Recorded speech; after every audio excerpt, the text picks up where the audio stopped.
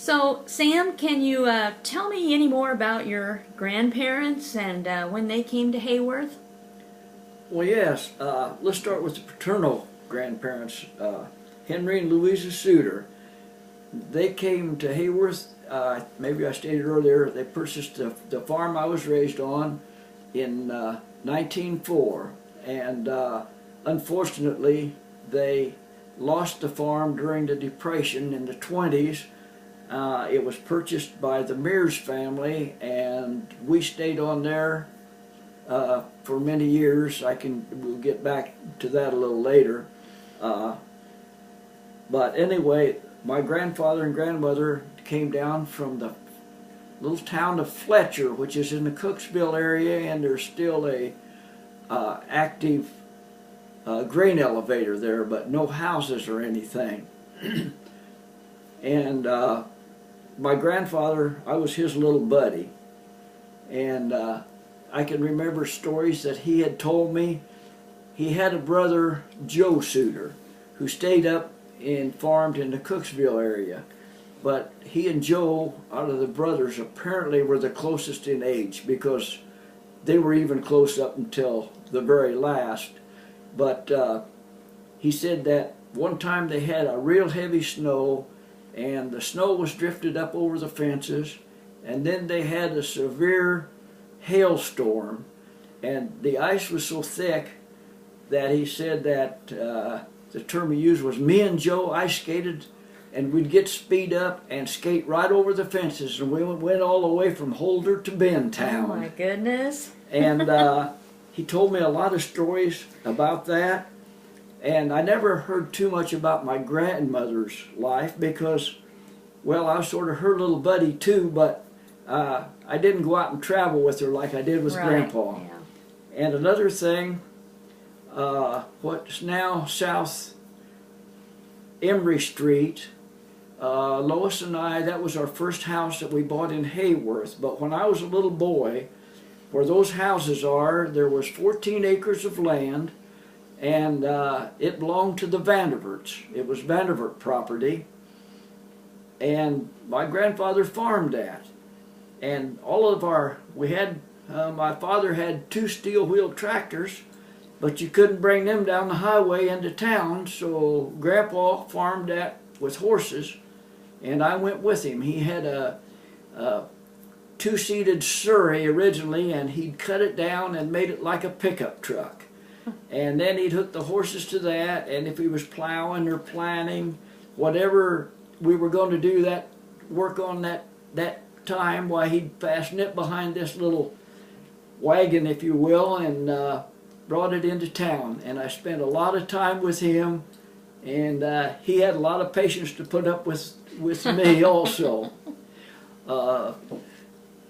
Then my grandparents, the McCombs, my mother was a Kinsey, raised over in the Leroy area, and I don't know much. I remember my great-grandparents vaguely, but my grandmother was a Kinsey, and my grandfather was T.R. McComb.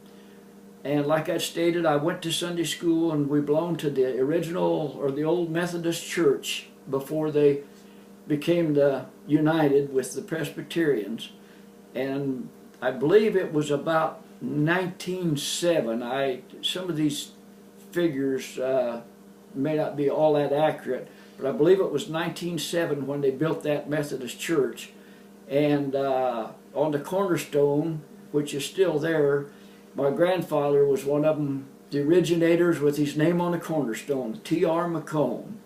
Oh, and his parents came over from Ireland and settled at Punxsutawney, Pennsylvania, the home of Punxsutawney Phil. Sure. And my grandfather attended Cavode Academy, and that was the school of schools out there, grade school, or as near a college education as you would get back in the mountains where they were at. And 2 incidents that Grandpa McComb told me about was where he got in trouble 2 times. They didn't have glass then, but they put beeswax on paper so the light would come into school. That was their windows. and he threw a stone through it one time and got in trouble for that. Another time, him and a schoolmate were having difficulties with each other, so to get even, he sneaked into his lunch and put sand in his sandwiches. And that didn't go over too good. And then, I don't know what year that my grandfather's parents and I think some of his uncles and their families moved to Illinois out in what was known as East Prairie, the Adrian district. And in those days, where I went to school at Short Point, everybody in that neighborhood, in that little school district, were Short Pointers. Mm-hmm. And the people from out on East Prairie, they were Adrians. And so on. There was a Frog Pond School, and there was Lyttleville, all these country schools, and you identified your location by where do you live? Well, I live out in Short Point. He lives out in Lyttleville. And that's the way we were identified. And my grandfather, I can remember saying, we are Scotch-Irish. And he had a niece who was more my mother's age. And before she passed, she came to Hayworth and stayed with Lois and I and spent a few days. And I was asking her about where they came from in Ireland or what the deal was with the Scotch-Irish. And she laughed and she said, well, the Irish immigrants come over here and they were railroaders and coal miners and they were drinkers and rough. They were hooligans, she said. And so what we actually were Irish by the way of Scotland. And that's why we became Scotch-Irish, because it was more dignified. Oh. So that's about as far back as I know, except that he always talked about Punxsutawney Phil. We were out there, Lois and I were there a few years ago. We were on a trip to the Northeast, and we came back through Punxsutawney. And they told us to go to the library. The lady there was a local historian. Well, she was a local historian that went back her lifetime, what she remembered. And I asked her about Kavod Academy, and she knew nothing of it, except that there's a little old hilltop out here they call Kavod. But our family does still have the history of the Kavod Academy, so we know it was real. That's fascinating. That's fascinating. As you know, doing history on Hayworth, there were a lot of McComb's businessmen. Oh, yes. And Charlie McComb was one of the last ones, he and his son Lyle. Mm-hmm. And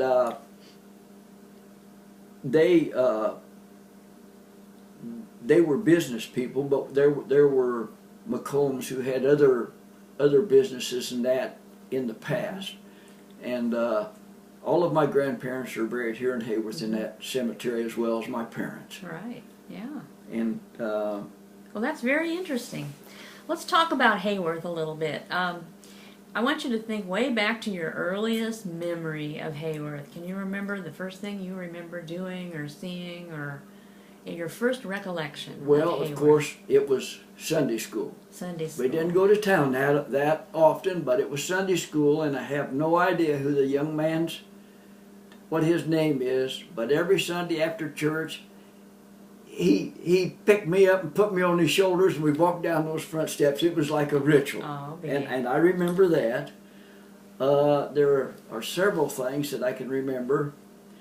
My father and brother, the old family car gave out. And so they heard that this fellow, I believe his name was Leif Van Wy. He lived in the house that was occupied by, in later years, by Chick Batterton and his family. It's not far from the IGA. Right, I know where that is. And he had a Model A Ford he wanted $25 for. So we went into town, and I went with my folks. We drove Grandpa's car in, and he bought it. And the thing I remember was there was a tree had been removed, but the stump was still in the front yard, and he had a goat with a rope around his neck and a long rope tied to that stump, and that goat kept the front yard mowed. And I can remember that. I was so fascinated by that Uh-huh. goat out there. No gasoline required, right? No, that's for sure. No manual labor, just a little food. I want you to think about yourself as a little boy in your neighborhood where you grew up. Did you ever get together with your fellow buddies and play baseball or do anything like that? Well, at Short Point School, now we had the only thing we had to, as far as toys, we had a softball and one wooden softball bat, and we had a merry-go-round. And after the consolidation, the merry-go-round, and up until a few years ago, it was at the Hayworth.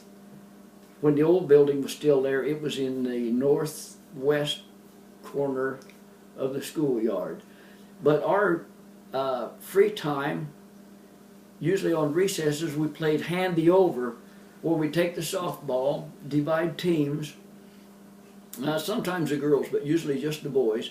We divide teams on each side of the schoolhouse, and we throw that ball over, and if you caught the ball, it was a point. Whoever, if Bobby or Billy caught it, why, it was a point for them. That was the game.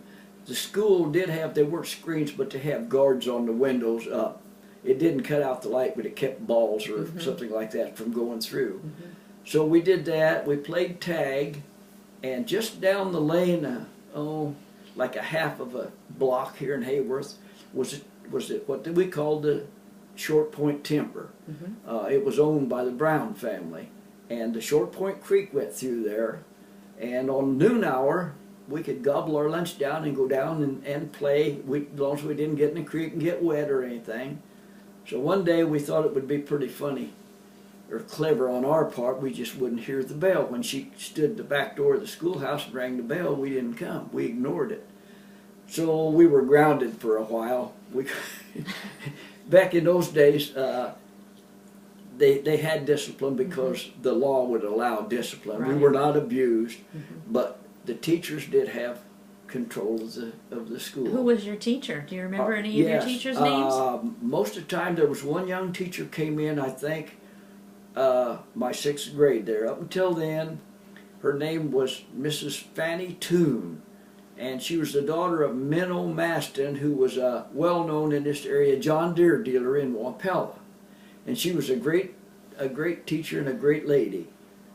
And in regard to your question about did I play with the neighbor kids, yes, I did. There was David Fuller that lived right south of us but I think he came about the year that we started grade school at Hayworth. He didn't go to Short Point, but Leonard Gardner, our farm joined Gardner's. Leonard and I were lifetime buddies.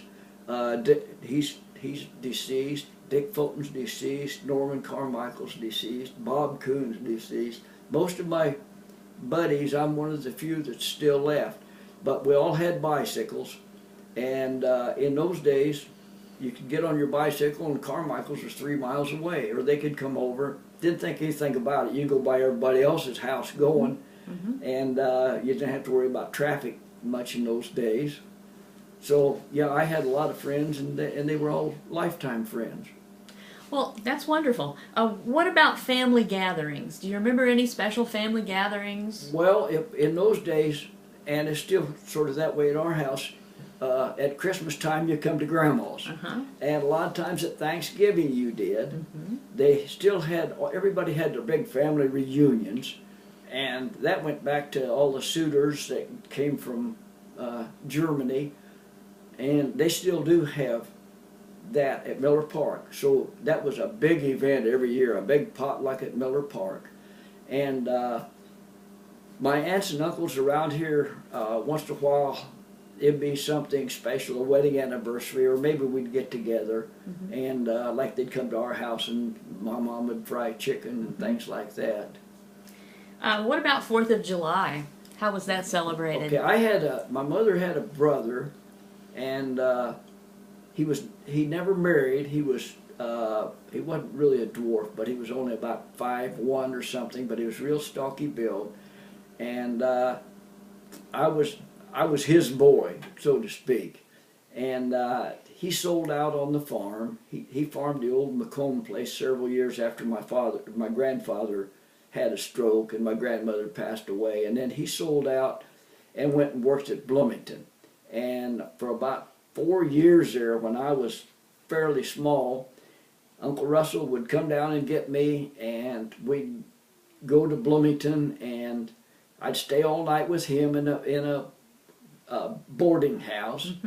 And then I had a cousin, Jim McComb, him and his father, Carl, and we'd get with them, and we'd go out to Miller Park and celebrate the 4th of July out there. And Did they shoot off firecrackers back then? Oh yeah, oh yes, yes. But I don't remember them letting us have firecrackers. And along that line, there was a couple of years where my cousin Jim McComb and Russell and Carl would go to the state fair. Oh, I bet that was fun. Yeah, it was. Quite an adventure. That was an annual outing, and in Lois's family it was the same way. The mom would get up and fry chicken and fix all that, a big picnic, and we'd go for a long day. Get somebody to take care of the chores, a neighbor, a hired man, or someone, and that was an annual outing. Did you ever exhibit at the state fair? No, I did at the county fair, and I was involved in all the agriculture classes at high school, and I had a calf. We took it up to the El Paso FFA fair one year, and always the county fair. Oh yeah, sure. So were you a 4-H member? Oh yeah, I was. I think they still have the 3F4H. I think so. And I was one of the original members. And I doubt if very many people knew what 3F4H stood for, but a fellow by the name of Buck Clark farmed out west of town, and he was our 4-H leader and helped us get it organized. And our first meeting, they tried to decide what are we going to call ourselves. Well, most of the members were around the Funk Grove or Bend Funk area, and somebody said, let's call it the 3F4H, Funk Farm Feeders. Oh. And that's what the 3F stands for. I did not know that. What about Halloween? Do you have any Halloween memories? Not most of the Halloween memories that I have, most of the Halloween memories that I think about are with my own children here in Hayworth. Out in the country, we really didn't celebrate. There was no knocking on doors or anything like that because we were farmhouses. Right. How did you get your spending money? Well, after I got big enough, we had chores to do, and my older brother he's still alive in California. He's 93 years old, Eugene Sutter, and he grew up and graduated from high school, retired as a college professor in California. But so he was going to college as soon as he got out of high school, 12 years ahead of me. So I wasn't too big when he was there. But my sister Marjorie and I, we had chores that we had to do. We had to feed the chickens. We had little, I guess they were gallon buckets or 2-gallon buckets that coffee would come in, or lard buckets. Of course, we had our own lard out there.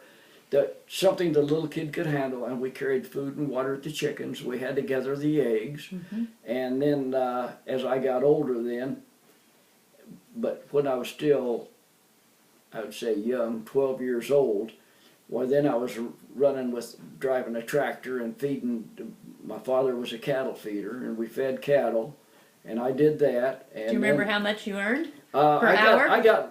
Well, when we first started out as little kids, they had the free shows in Hayworth on Saturday night in the summer, and we would get a nickel.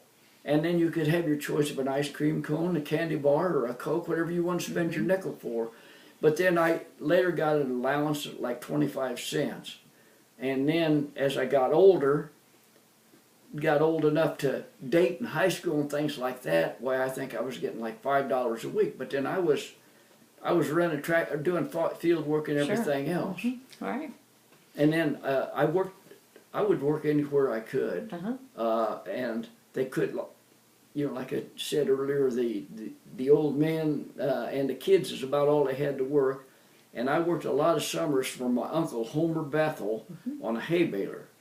And I think I was getting $1 a day to start out, which was big money. I mean, Right. if you worked 5 days, there's $5. Right. Right. So, what was your greatest joy as a child?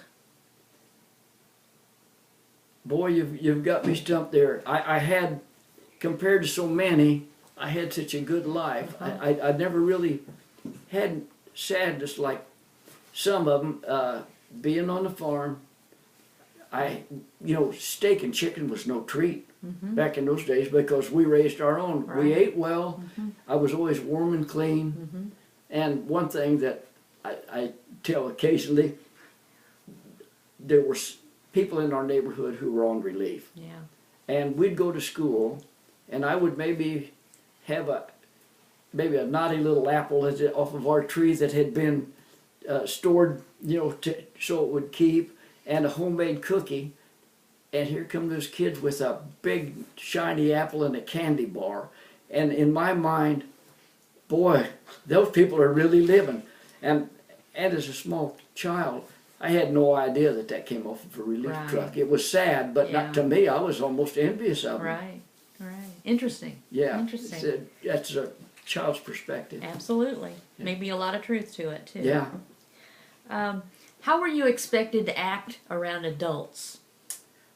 Be polite, speak when you're spoken to, and otherwise keep your mouth shut. Okay. And I wasn't by myself. The majority of the children who had parents like I did, that was the way it worked.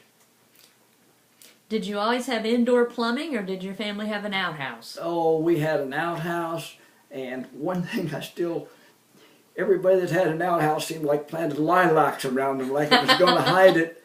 And to this day, I think of lilacs as outside pretty flowers.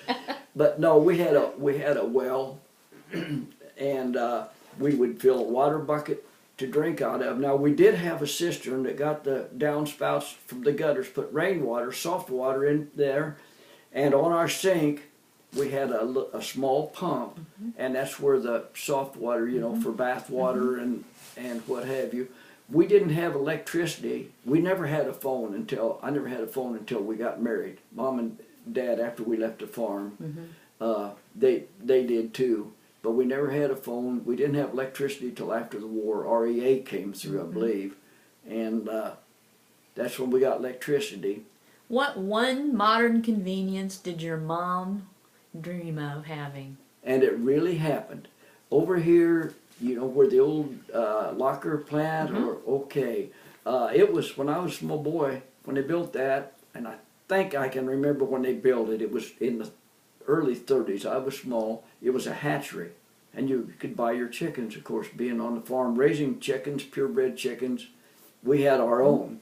But when that went out of business, they made a locker plant out of it. We didn't have electricity yet, and instead of having to can all that meat and melt lard on top of it and can the fruit and vegetables, my mom froze them, and she thought that she'd already found heaven when she got there. Took a lot of her work away from her. It sure did. And then we got electricity. She got a deep freeze. Oh, and, okay. But we never did have. We had a bathtub. You had to heat the water and pour it in the bathtub, but then you could pull a plug, and that was a plus because then it drained out into a field tile. Right. Now, this is for the younger generation who might find this hard to believe, but how old were you when you got your first television?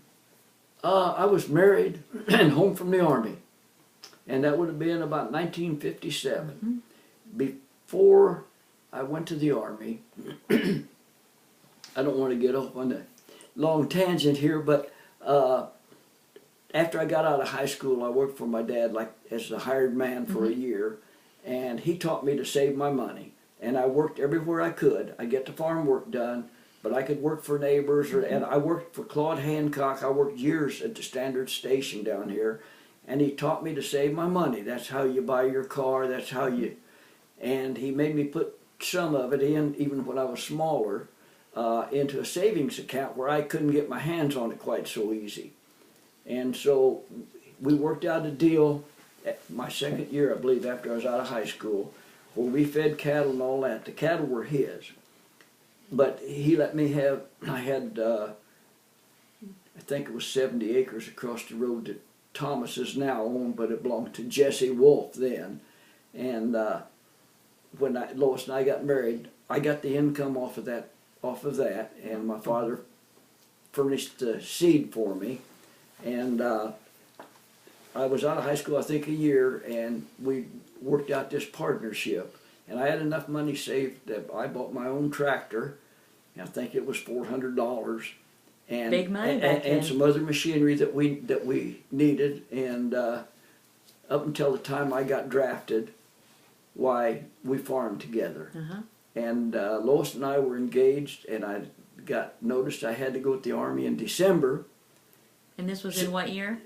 That was in 1953. This would have been the Korean conflict? Yes, it was the Korean conflict. It was 1953. So where Dad was a tenant, we sold out, and he and my mother bought a little farm down in Christian County at Tower Hill, Illinois. It was about 80 acres with a new house on it. So that was their retirement home. And since I knew I was leaving and Lois was working in Decatur, we went to Clinton and rented the furnished apartment, and I kept my work in the gas station, and I went to work at the Chevrolet garage, Headstream Chevrolet, which is now, I think, Save-A-Lot or something in Clinton. Right there on Center Street. And when the apartment that we rented belonged to Elvin Belangi, our local undertaker. It was his parents, and he was a little boy, and his dad was a television repairman. But we didn't own the television until I got out of the service in '57. I'll be darned. I want you to think back a ways now from then, when you were a young boy. Can you remember what your family's first automobile was? Well, my dad had several Model Ts before, and my grandfather, Sutter, I'd never seen the car. I've got a picture of my dad standing by it, was a 1918 six-cylinder Overland. Oh, but, wow. As far back as I can remember, my dad had a Model T, and then he had a Dodge Brothers Dodge. That was before Chrysler took him. And it was hard to get parts for, and of course, all those were worn out when you get them. And that's when we bought the Model A, and I saw the goat tied to the... I'll be darned. Now, what was your first car? My first car was... One you owned yourself. Well, the first car that I really owned that my parents gave to me was that $25 Model A that I came to town that we bought from and I think their name was Van Y. But that was my first car, and I drove it to high school. I got my driver's license then at age 15. So when I turned 15, I drove it to school because the bus it picked me up last thing of the morning, and then I'd be late getting home at night, and I was needed. For chores. Yeah, and before that, I even walked or rode a bicycle some, but I drove that Model A to school so I could get home after school. That sounds like a plan. Absolutely. I want you to think about Hayworth. I know you were a farm boy, and you just came to town for school, but I'm sure this was your community, and you probably have lots of memories. Do you remember any town characters? Oh, yes. Oh, Let me hear about a few of them. Well, I could go on along, because we haul all of our grain into town. We bought our groceries, quite a few of them here. There was a fellow named, I don't know his first name, they always called him Bruiser. And I take it that maybe Bruiser was a rounder in his day. I know he was a rounder in his senior years. And there was an elevator that stood out in the area of where the elevator is now, only it wasn't that far south. And in my mind, it seemed like it was on the interurban tracks, but I'll bet it was over on the Illinois Central tracks. And it was a big old wooden elevator. And it was no longer, they'd built the one up on Main Street, and it was no longer, they might have stored grain in it, but what was the scale house and the office, Bruiser lived in that. Oh. And he'd go uptown, and there was a fellow named Flip Van Valey that wore dark horn rimmed glasses and walked with a cane. He was crippled. And I remember one day they got in an argument. The elevator on Main Street was a loafing place. they had, you can probably remember when it was like a carport on the Yes, west I side do. of that building. Well, they had benches, and that's where all the whittlers sat. They'd sit there, and it was kind of like a liar's bench. They Sure. told tales and whittled, and there was always shavings all over the ground. And the Reed brothers, Bill and Bob, they weren't really, I wouldn't say town characters. They were guys that just would go out and work by the day. I mean, anything they could get to work at. They were some of the old men besides us kids. They were some of the whittlers. They were some of the whittlers and the storytellers. But anyway, Flip and Bailey and Bruiser Potts got in an argument, and one of them said, "You're a liar," and the other said, I think Flip said it first to Bruiser, and Bruiser said, "You're a damn liar," and Flip hit him with his cane. I'll never forget that. And there were several characters over the years. One was Bill Ball, Oh, and, yes. a lot of people remember Bill Ball. And when I worked for Claude Hancock, he was always going fishing or something, and then he'd bring everything and put it in the window of the gas station where you'd set your oil and your displays. And we tried to get him to take it home, and he wouldn't do it, so I put a for sale sign on it one day. Boy, he took it out. He stormed in there, and did I ever get... I heard some new words, and he took it and left. But that's some of the characters that I remember. Sure, There's a list of them goes Oh on. yeah, absolutely. Each person probably in his own decades remembers Oh, certain absolutely, people. yeah. How about exciting events? Did anything exciting ever happen in Hayworth, like bank robberies or murders or shootings or train wrecks or anything that you remember? No, not that I can really recall. This was later years, and it might have even been back in the time when I was in the Army, because I was going from town Sure. 7 years before I Right. made it permanent residence again, when that family drowned out at the park. Oh yes, the Bradleys. Yeah, the Yes. Bradley family, and I never knew them, Right. and I don't believe I was living here at the time, but that was a sad event. But as far as outside of some houses catching on fire and this type of thing, Remember any big blizzards and any stories about trying yeah, to get to town? and even talking about the blizzards, even back when your dad was still road commissioner, but before that, all they had was one old road grader that kind of just leveled off the gravel and the dirt roads, and we had a lot of blizzards then. They were more noticeable than they are now. They certainly were. Because they didn't have any way of clearing the roads. Right. And I can remember the neighbors all getting together with scoop shovels and clearing the path so they could get to town in the low spots where it was. I remember that. I remember tornadoes going through, and my grandfather lived... After my dad took over farming on the Mears farm, which was the old homestead, my grandfather moved to the first house north of us, which is just off of 136 out a mile, and it still stands. I don't know who lived there. And I was a little kid, and we had a hired man, and we were standing in the doorway of the corn crib watching that storm, and all at once we saw boards and things are flying in the air. And I remember my dad looked at the hired man saying, "They hit the old man's, let's go." And he told me to go to the house because I was a little kid. We went up there, and what we saw was a hog house. Of course, the dust, but it didn't take down the barn, the crib, or the house.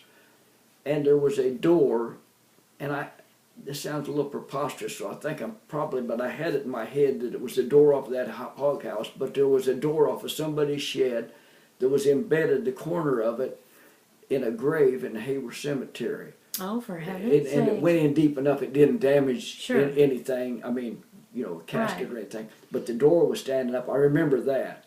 Do you remember what year I had it in my head that, and probably being a little kid, I thought that was Grandpa's door, or somebody maybe jokingly told me that. I'm sure it wasn't. What year would that have been? Any idea?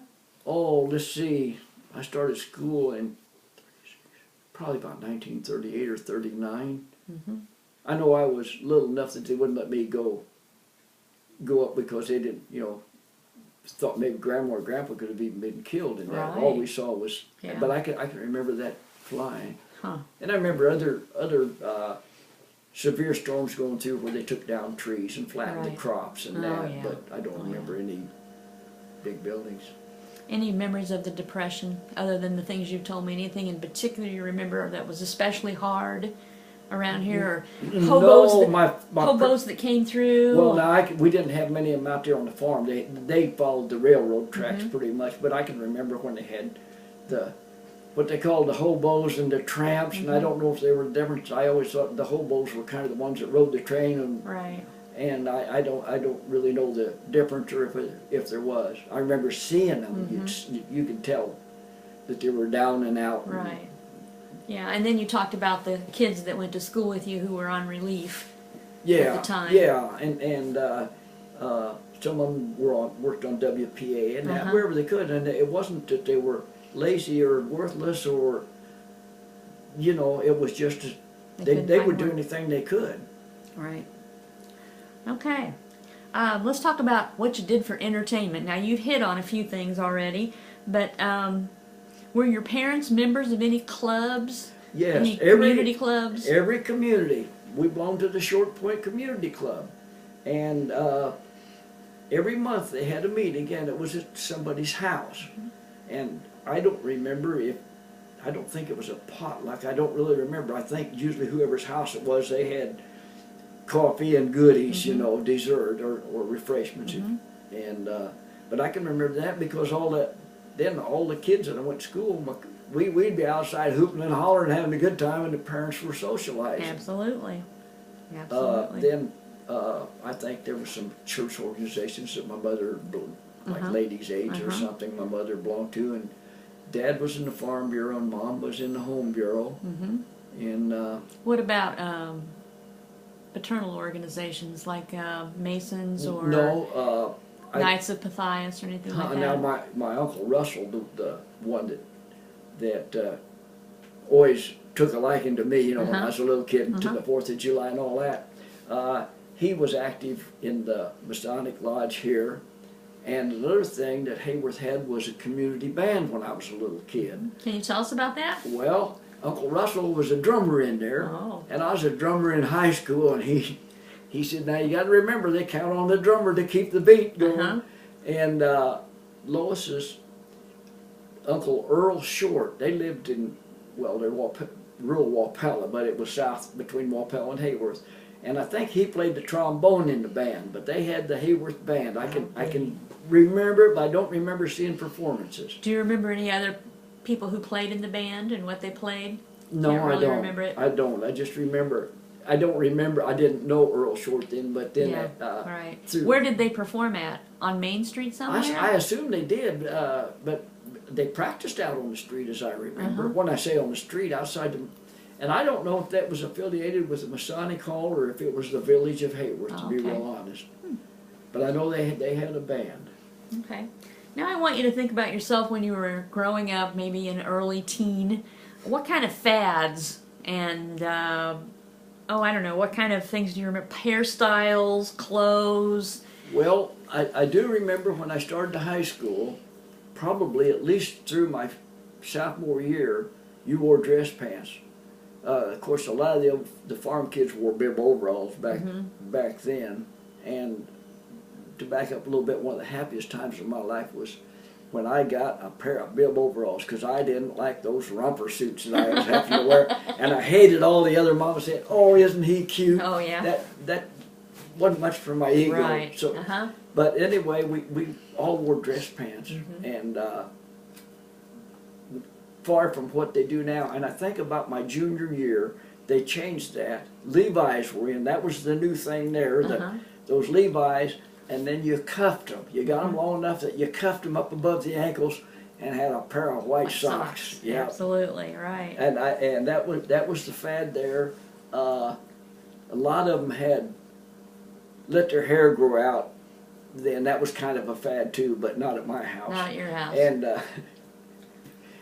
what about for Lois? Do you remember what she would wear? Now, did you and she go to high school together? No, I like to tell everyone I met Lois at a family reunion. They say that's where you meet girls. Lois had just graduated from high school, and her family had a family reunion at Miller Park. And Charlie Mauser was a cousin of Lois's, and he was a friend of mine. We worked on the hay baler together for my uncle when we was smaller. And Jim Golden and I were in Bloomington riding around Miller Park, and we saw Charlie in the convertible with the top down, and we said, "Who's that cute little girl that he's with?" So we stopped him and we visited, and he said, "This is Lois Short." And Charlie said, "Let's get a date. Let's everybody get a date and go out tonight." And I said, "Well, I don't really have a steady girlfriend." He said, "You can take Lois. She's my cousin." And I took Lois out that night, and the rest is history. the rest is history. But as far as how they dressed, that would have been in 1951. So it Poodle was, skirts and bobby socks. Yeah. Ponytails. Yeah. Right. Right. In grade school, you saw more pigtails Right. than you did later. Right. What about a movie house in Hayworth? Was there one, and did you go? Yes, there was. Bill and I think her name was Sarah. They were Jewish people, and the first, as far as I know, the first Jews ever around here, because Hayworth was still a small town. Right.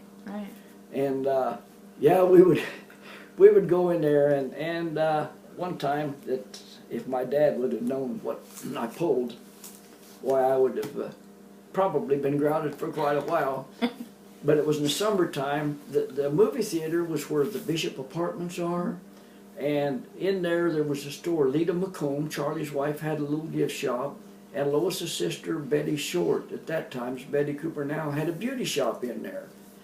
And then I think it was still there, and over on the far side of it was the theater where you went in and to the movies.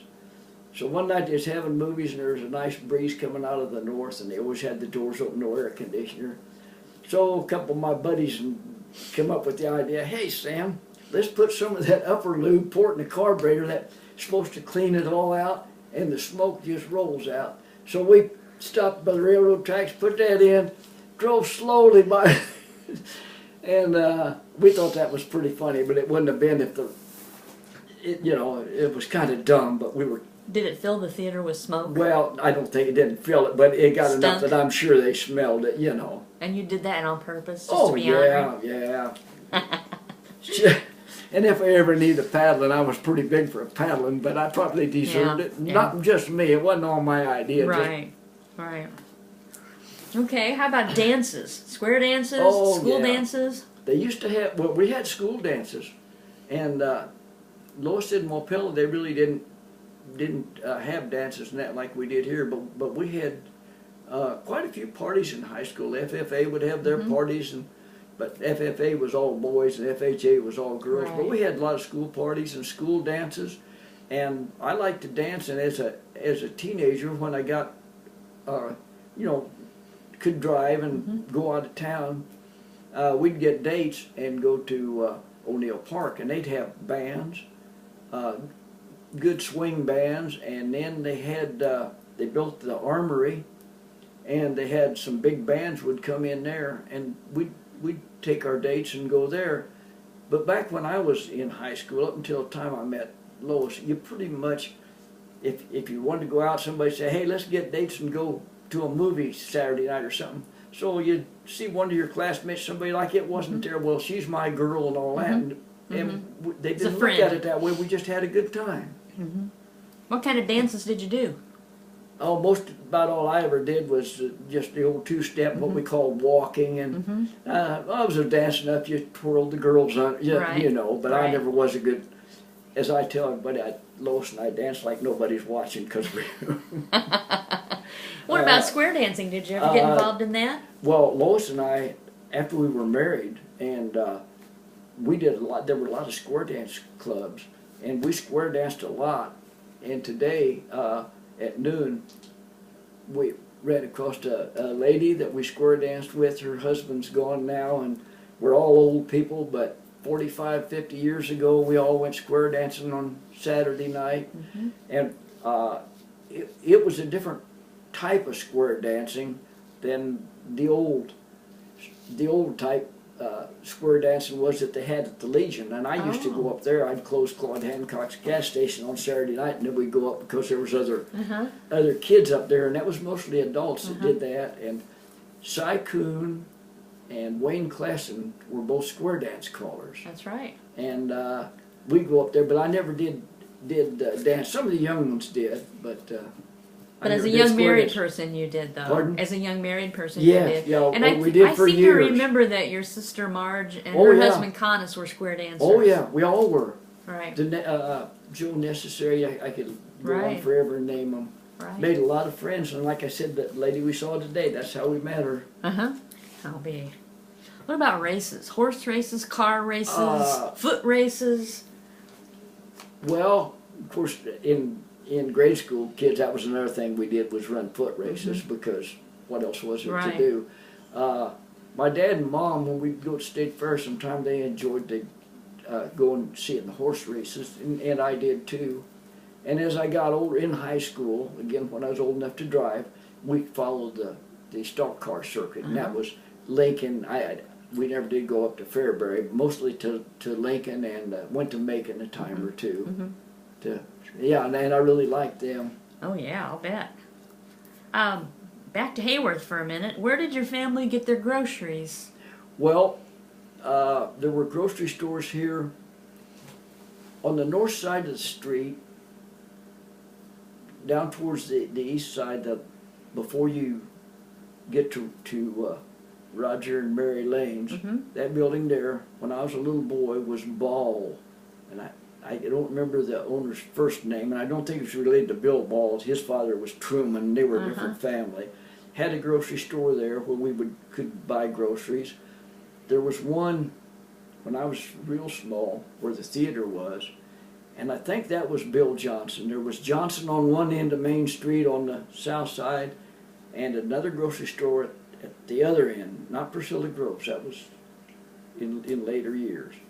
And we would buy them there, but most of the groceries in my later years, probably towards the end of the war, we bought at Clinton at Piggly Wiggly because we raised chickens. And again, for income, we had a lot of raspberries and blackberries and what they call dewberries. And we picked them, had little wooden cartons, and sold them to the grocery store. And we sold hatching eggs, which was purebred chickens, and you had one rooster to so many hens and all that. And we sold eggs, the hatching eggs we sold to Miller's Hatchery in Bloomington. But the ones that they called out that weren't good for hatching, we took down to Tick's. Jake Tick had a junkyard, but he also bought animal hides and eggs. Now, where was this located? It was in Clinton on Monroe Street. It was, as you go into Clinton on Center Street, the Presbyterian Church, okay, I think it was just about a block straight east of that. Okay, not too far from the train station then, No, the old train station. It was, right. And then we'd go up to Piggly Wiggly and buy the groceries because they had the grocery money from the eggs. Sure, yeah. But for that, or if we just need, of course, we didn't need too much from town. You know, we made our own butter, had buttermilk, had cream, had milk, canned your all own that meat, stuff. vegetables. Yeah. You probably had fruit trees. Oh yeah, a lot of fruit trees. Every meal on the farm, that would be what we call dinner and supper. Right. You had a full meal and you had dessert. Now, once in a while, I mean, Mom would bake a pie or something, but not every day. But we had a lot of fruit. It might be pears, peaches, apples, berries, but we always usually it was a fruit for dessert. And Mom would bake bread once in a while, but we bought bread in town. But the grocery list wasn't too elegant back in those days. Right, probably not. Nothing like a supermarket. No, no.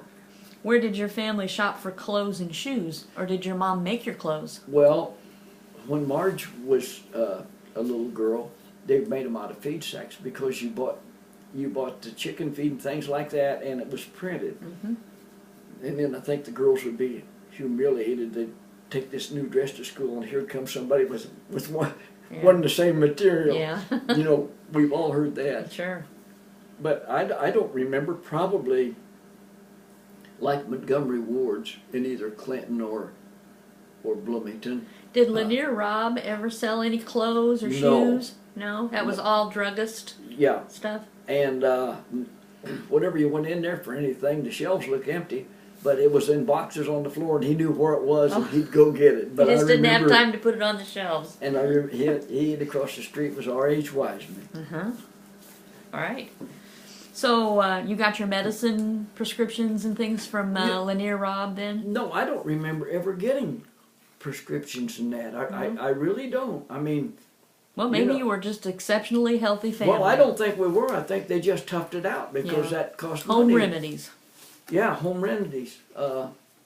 But I can remember we always had a doctor. I mean, you need that. Who was your doctor as you were growing up? It started out with Wakefield, and then went. I think it was Garcia,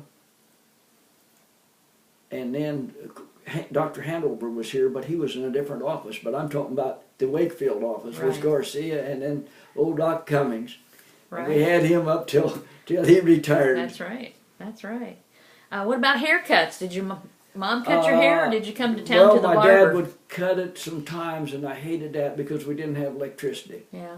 and I'm sure we didn't have money. But Right. he had the old hand clippers, and put a dish towel around my neck and sit me on a chair out in the yard, and he'd cut my hair. But then when I went to the barber shop, it was Jim Dodds, and this was before, I'm sure before Ed Dabney came to town, and west of town, where if you're coming in off of the 4-lane into Hayworth, where you drop off, they had to take that house that at one time Dwayne Jack Powell lived in.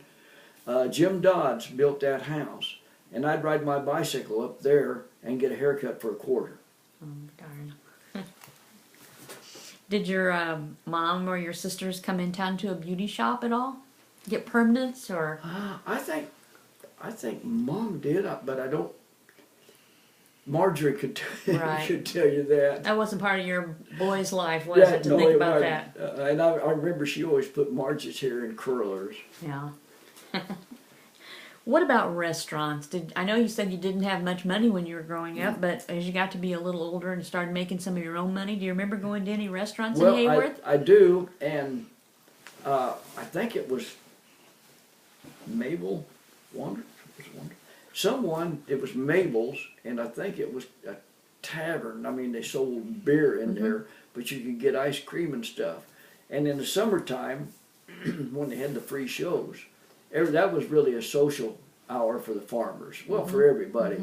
But all the kids, I mean, my family, but all the other kids got a nickel because you could get, like I said, candy bar, a Coke, a ice cream cone for a nickel. And we'd go in there and get them.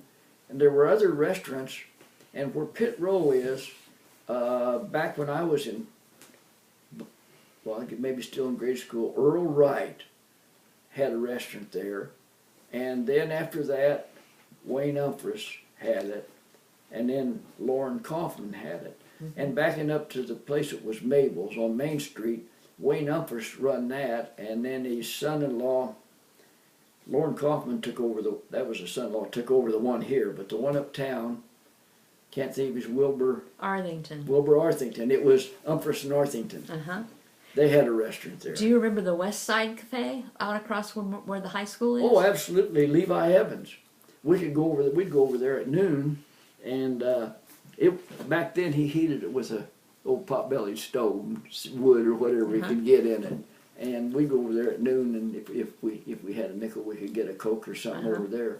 But he had gas pumps, because 136 and 51 were mighty busy main highways back then. So there was a gas pump there. Where else were there filling stations in Hayworth? Well, when you come in, everybody knows where Charlie McComb Station was, where Ed King lives now, does key work in that. Across the street was a Sinclair station. And I remember the Sinclair station, but I don't remember when they closed it.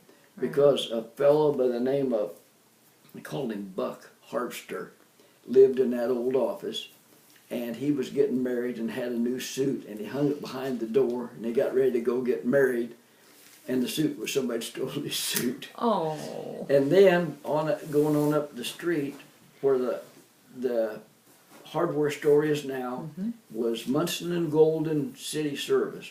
It was a young man named Chuck Munson and Willis Golden, who you knew, Sure. Willis Golden. And then out east, where the bus garage is now, Ted Cotner had standard pumps. It was C&H, Cotner and Hahn. Now what used to be the old Texaco Station, Yeah. that's the Macomb station you're talking about? Yeah, Was that always a Texaco station? I'm sure it was, because I can remember back far enough when I was a little bitty kid, and gasoline was getting more popular all the time. Charlie Macomb had that, and it didn't have the grease rack and all that. To change oil, he had a pit, and it was concrete, but it was just a pit. You drove a car, a straddle of it, and went down, crawled under the car, and down some steps, and so I'm sure that he was the original, but Right. I don't know for sure. So your first car that you owned when you were a young boy, how much did it cost to fill your car with gas? Well, most of my gas back then, being a farm boy, I filled it out of the tank because we got it bulk. Sure. But when I first went to work for Claude Hancock and later for Dale Reines, it was around 24 cents a gallon. So Okay. it wasn't too expensive. No, it wasn't, was it? That's a good example of the good old days. It sure right? is. Yeah. What about the railroad? Do you have any memories of the railroad coming through Hayworth? One memory that I'll always remember is the old trains went through and you could set your watch with the trains. And when we were out in the field, of course, being a mile from the railroad, there was a train that went through like at 11:45, and you could see the steamer rolling, the smoke rolling out of it, not just the steam, but the smoke rolling out of it. And when we saw that, it was time to head for the house for dinner. That was like our alarm clock. Oh.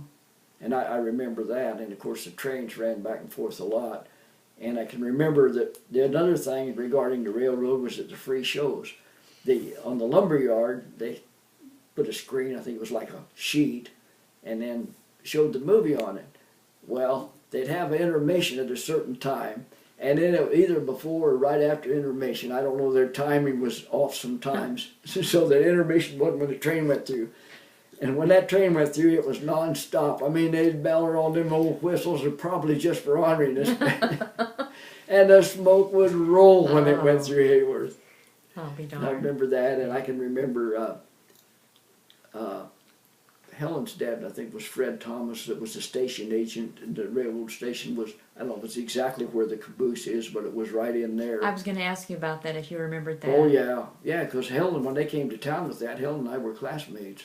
Okay. And did the train stop? Was there a passenger train that came No, through there and was no stopped? passenger train, it was freight. And the only freight trains that stopped were if they were delivering coal Oh, I or see. picking up grain. Okay. But I can remember that Fred Thomas going out with a stick, in some way they would grab off, and I don't know if it was telegrams or if it was orders or what, but there was messages, and I can remember, and I'm sure Helen would know. Was there a telegraph office at the station? I don't think so, I but wonder. I can't tell you for sure. I don't remember. Well, let's talk about transportation. Since there weren't any passenger trains that came through, then do you remember the interurban? Oh yeah, Well, tell us interurban. about it. Well, Did you ever ride it? oh yeah, quite a bit, because I could ride it for a quarter. I remember one time that Leonard Gardner and I got on the interurban and went to Bloomington, and we walked out on Locust Street, do you know where the Farm Bureau building used to be on Locust Street? Anyway, think of it. there's a garage there now, but there was a place that had a restaurant in it, and I don't remember if they had gas pumps or not, but they rented bicycles. And Leonard and I rode the interurban, walked clear up there, and rented a bicycle and rode out through Miller Park and just had a good time riding around Bloomington. It wasn't crowded then. So where was the interurban station in Bloomington? It was on South, I believe it was Center. It was west of Main. Where the viaduct is, it would be like, in my mind, about a block over, maybe a block or half a block north. And in later years, I think there was a produce place in the old interurban station. Hmm. And the interurban station in Hayworth, a man by the name of Seaton was the station agent there. And whenever the last interurban went through that night, why, he closed the office. But they always left the waiting room unlocked. There was nothing in there except a stove. And before he left, that old pot-bellied stove, he'd stoke that up. And when we were kids, like after a basketball game or something, and it wasn't late at night by any means, but it would be in the winter, and we'd be out, when I say running the streets, I mean all the kids, we'd be out, maybe if we had money, we'd go get a candy bar or something. Well, we could go back in there, like a social spot. Sure. Well, that wouldn't happen this day and No. age. And Lois and I were talking the other day, and I wonder if that was left open too for some of the hobos, tramps, or people with nothing to get, where they had a place to go. I don't Place remember to go ever and get warm. Yeah, I that run in my mind, but I don't ever remember seeing one go in or out of there. But they left it unlocked, and I never heard of any vandalism or anything. I'll be darned. And that would have been back in the 40s. in the 40s. Yeah.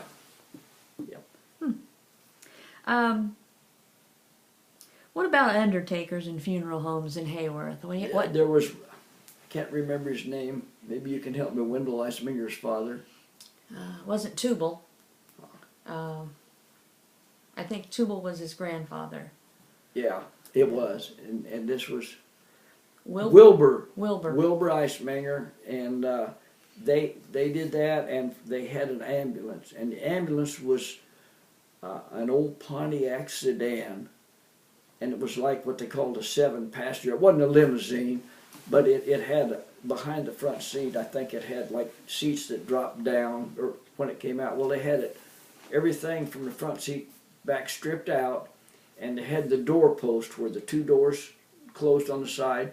That doorpost was removable, and then they could get a stretcher in there, and that was the ambulance service. Ambulance and the pickup for corpses and things Yeah, too, probably. right, Yeah. right, Right. and then I'm sure they had a hearse, but I just Yeah. don't Well, was the remember. funeral home always there where Where it is It now, is now? It was never on Main Street that you remember? No, I can only remember it there, and I've been told that was the home, when it was built, was the home of a banker, the president of the Hayworth Bank then, but that was going before my time. Right. I can't remember anything but where it's located. And as far as now. you know, in your time, there was only one funeral home. Right, right.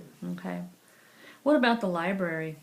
The library, I'm trying to think who the librarian was. It was Mabel Delno. That's the one I remember. Yeah, That's the and first one I recall. Wasn't it up by the post office and the Masonic Lodge? Mm-hmm. I remember it and the post office both being there. Mm-hmm. And then Did you go there and check books out? Oh yeah, we did. Another thing I remember is the old jail building. The old jail that was down there, and Kind of on the corner of the bank parking lot. yeah, Uh-huh. and Cecil Hettinger had an electric shop in there, and Bob Thomas, that was before televisions, and he did radio repair. He had all the tubes and stuff in there. I remember when Darlene Golden and Mabel Armstrong had a beauty shop. They sure in there. did. They sure The did. Maylene Beauty Shop. Yeah. That would have had to have been sometime in the 50s. Yeah. And then they had the diesel engines right next door where that powers electricity for the village of Hayworth. I'll be darned. Well, now, if you wanted to buy a car, could you buy a car in Hayworth, or did you have to sure go to Bloomington? could. I can remember clearly Ewart and Zimmerlin, but the Claflin brothers, they had cars there, and I think they were maybe buying and selling when I was small, but I don't really remember it that plain. But I can sure remember Ewart and Zimmerlin's, because she was Mildred Butler then, Mildred Klein was the bookkeeper, and they had a gas pump out front that you pumped it up by hand. It had a clear globe on the side, and it was marked 5 gallons, and you'd pump it up to that, and then it drained in the cars. She did that, and she did that for years, but they sold cars there clear up. Well, they were still selling cars when Lois and I were married. Right. I knew they were still selling them in the 50s. They were selling them in 53 because When Is I that the found year out you I was were going to married? the Army and Dad and I sold out, I went to work at Chevy Garage in Clinton. So Ewart and Zimmerlin sold Chevrolets Chevrolet, only? uh-huh. And what did Claflin sell? Do you remember? Fords. Fords. They sold Now, Fords. wasn't Claflin's originally a blacksmith shop? Not in my time. It might have been before. Was Now, that located down there where the old dairy Oh. bar is? No. Oh, you're talking about Tom Gray's blacksmith shop? No, I was thinking Claflin's. Or maybe a livery? Livery. They had a livery, livery, stable. okay. It was a livery stable. Okay. That big building where the Ford garage was a livery. That's what I thought. Yeah. Okay. But the blacksmith shop, there was one later years, but the original was Tom Gray's that I knew. Did you ever have cause to go there and have anything done? Yeah, all the farmers, if you had to have something welded while you went there. And then it was popular with the kids to have what we called a gutted muffler. And you'd go to Tom and he'd take a torch and cut the muffler and get all the pipes and everything out of the center of it, hollow it out. Would make it louder? Yeah, made it louder, and that was cool. That was the thing. So, but yeah, the farmers did have plows sharpened in there, and he did a lot of work for the farmers. He was just the do it all if you couldn't do it at home. So what did the main street in Hayworth look like when you were a young kid? I don't think it was paved, was it? It might have been gravel when I was younger. Were there any sidewalks? There were sidewalks. Were they wooden? No, not in my time. They were cement sidewalks, and I know after the street became cement and curbs and sidewalks, the cars parked. You pulled into the curb. You didn't, and you parked on both sides of the street. You don't remember any hitching posts? Yeah, I can remember hitching posts being there. Even with the pavement? Yeah, but well, I think they were more up by the church. I think there was a hitching post up by the church. And I can remember when we had our annual Short Point reunion, that's where the people came from, the ones that went there 30 years ago, and the grandparents and everybody came. I can remember several of them. There was the Wright family, and I think at one time some of the Dick Short maybe came in horse and buggy. I can remember there were a lot of automobiles, but there were several of them that still came in horse and buggy out there. And one other thing, out on Adrian, where my grandmother, or where my mother went to school at Adrian, they had theirs in which was the Fitchhorn Timber. The timber hadn't been there for years, and it is a house where Jim and Dorothy Donovan raised their kids. Oh, out east. And that was East Prairie, yeah. Right, yeah. And we had it in that timber. And I have a picture that I meant to show you before this that I want to show you later. It is the Adrian reunion in Fitchhorn Timber in 1915 or something like that. It's dated on there, and I've got that picture here, Will. Oh, I'd love to see it. Yeah. I'd love to see it. Well, now that we're out in the country in our minds, let's go out to Lydaville and Randolph. I know you were Short Point. Oh, yeah. But do you remember going to Randolph and Lydaville? I can remember going there after I was big enough to run, and when I keep using the term big enough to run around. At 15, you had your driver's license, and if I did my work and worked outside the home and earned money and tried to save it, I had more freedom from my parents that trusted me more than as much as any kid around.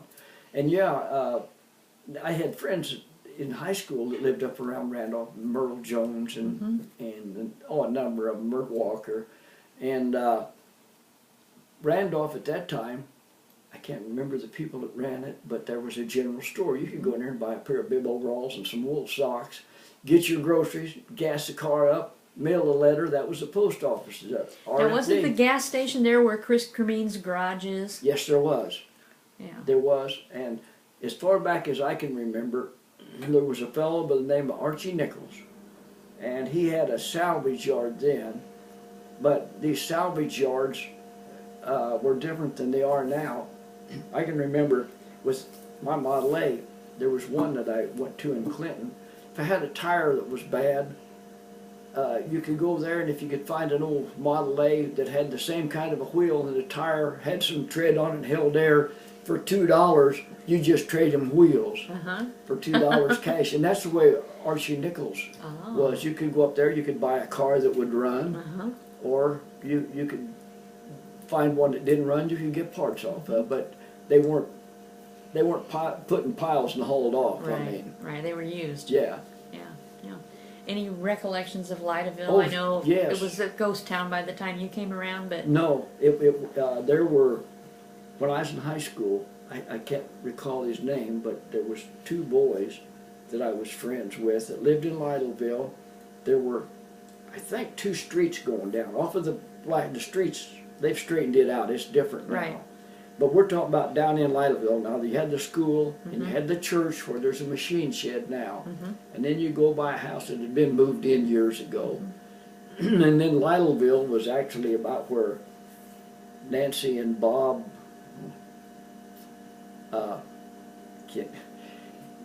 Glenn Helmbrandt's daughter. oh, Brooks. Brooks, where they live, that's more where Lyteville was. I think there were 2 streets. There were 4 or 5 houses that people lived in out there then. And then over here, the road made curves that are gone now. It was this great big old house that the Frost family lived in. They worked for Bert Lott, their father did. And the story that I've always heard that it was an old stagecoach inn. Now, to back up a little bit, to go back to Short Point, out where neighborhood where you used to live. Right.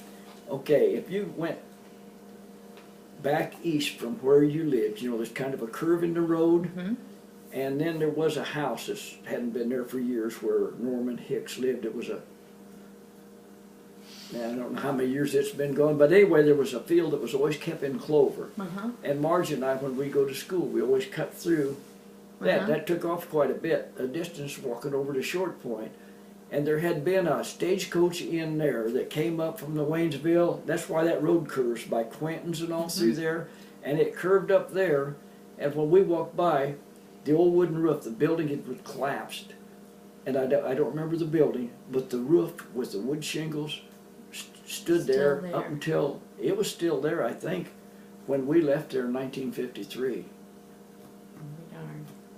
Oh. So you knew some of that history from when you lived out there. I knew there was a stagecoach place out there, but I didn't know exactly where. I thought it was where the school is, where the it was on down. If you, instead of going to the corner and heading north by where I lived, why it was up there in that field. Okay, all right. And there were some trees back up there yet then. All right. Well, let's